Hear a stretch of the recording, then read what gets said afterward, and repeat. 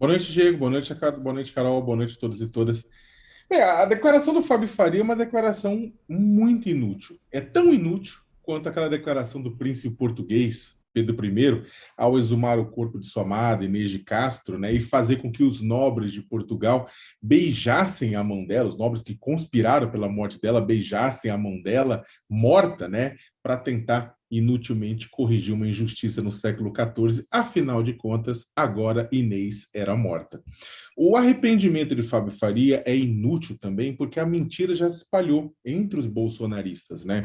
Que agora acreditam piamente que há uma conspiração das rádios, dos petistas, do Tribunal Superior Eleitoral, dos Illuminati, dos Cavaleiros Templários, dos chineses com chip 5G de vacina, do Hulk, do Homem de Ferro, do Thor, para impedir que Bolsonaro vença a eleição, né? Aí, a entrevista do Fábio Faria, ela, naquele momento, ela cumpriu um papel para a campanha do Bolsonaro de forma exemplar. Ajudou a botar fogo na floresta. Daí agora, com o fogo pegando, consumindo por conta própria, ele chega e se arrepende? Completamente inútil. Agora Inês é morta, né? Mas a cara de pau do bolsonarismo e dos seus membros continua vivíssima, né? Dito isso, né, que é a questão do Fábio Faria, um dos maiores caras de pau da República é o presidente da República, né?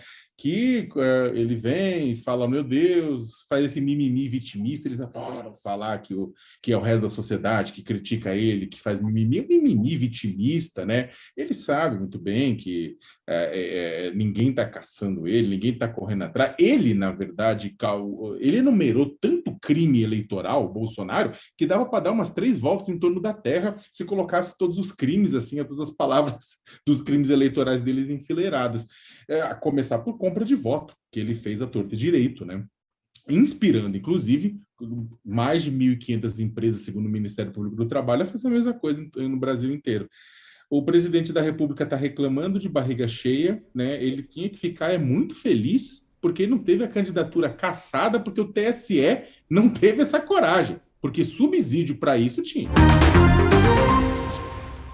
Por que ele está se arrependendo agora? Porque isso pegou muito mal perante a Justiça Eleitoral. Os ministros do TSE acharam isso um absurdo, porque todo mundo sabe, as campanhas todas sabem, que não é atribuição do TSE fiscalizar inserção de rádio, muito menos rádio em municípios ermos, que isso, municípios distantes, que eu digo, municípios do interior, isso seria impossível. A Justiça Eleitoral não tem braço para isso tudo. Quem tem que fazer isso são os partidos, são as campanhas e são as próprias emissoras. E agora ele está voltando atrás para tentar recuperar algum tipo de credibilidade.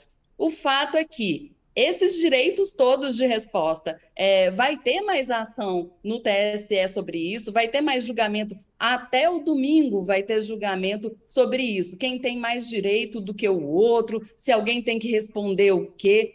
O problema é, as pesquisas de opinião mostram que os votos até agora estão bastante cristalizados. Então, esses direitos de resposta vão ter mesmo algum condão de modificar o resultado das urnas ou não? Eu acho que não. A minha opinião é que hoje, o debate de hoje, previsto para a TV Globo, é que tem potencialmente alguma relevância nessa virada de voto, se é que isso ainda é possível nessa altura do campeonato, né, Diego? É isso aí, já já vamos falar mais sobre esse debate, que promete, hein, o último encontro entre os dois.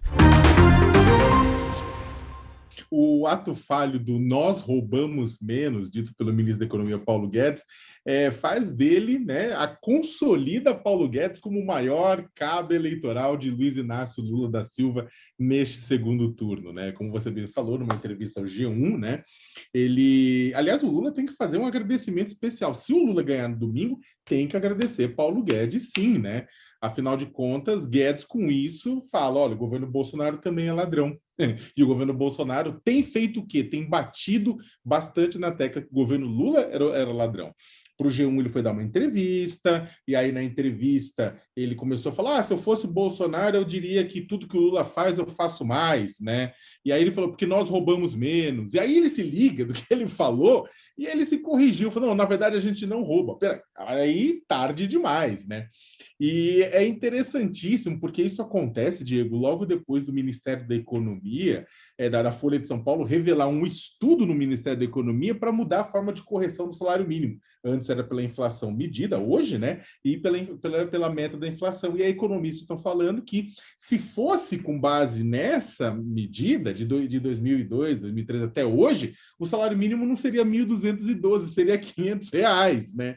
E isso afetaria o quê? 72 milhões de assalariados, formais e informais, pensionistas, beneficiários, recebedores de auxílio, desemprego e tudo isso mais. Agora, o interessante é que só a divulgação, vamos lembrar uma coisa, só a divulgação, estou até com os números aqui na tela, só a divulgação, entre a pesquisa da Datafolha, entre a semana passada e essa, o que teve no meio das duas coisas? O Guedes falando essa groselha sobre o salário mínimo, que pegou muito mal nas redes sociais. E aí o que aconteceu? A diferença de Lula entre quem ganha até 2 salários mínimos no Datafolha, ou seja, os mais pobres, subiu de 20 para 28 pontos frente a Bolsonaro. Ou seja, Lula passou de 20 a 28 pontos frente. E uma das coisas que as pessoas, inclusive da campanha do Bolsonaro, dizem é que isso aqui pode ter custado esses pontos para o Bolsonaro. E aí eu estava conversando um tempo atrás com o Christian Dunker, nosso colega aqui de UOL, né, sobre a força do ato falho, né, que quando a pessoa mente muito por muito tempo, né, ela é traída pelo seu inconsciente, porque demanda muita energia para você garantir uma mentira, manter a mentira lá dentro, né? E aí o ato falho, quando você percebe que é um ato falho, inclusive, quando a pessoa se corrige logo depois. Né? Então, claramente, o Guedes, né? Isso foi um ato falho de Guedes que vai custar bastante a campanha de Bolsonaro também. Né? Eu espero que as pessoas, né, que não fiquem só numa análise da psique do ministro, né? Que as pessoas, a sociedade brasileira, faça uma análise também da situação gritante, periclitante que a gente está, psicológica gritante, e com base em coisas como essa, decida melhor o voto. Qual?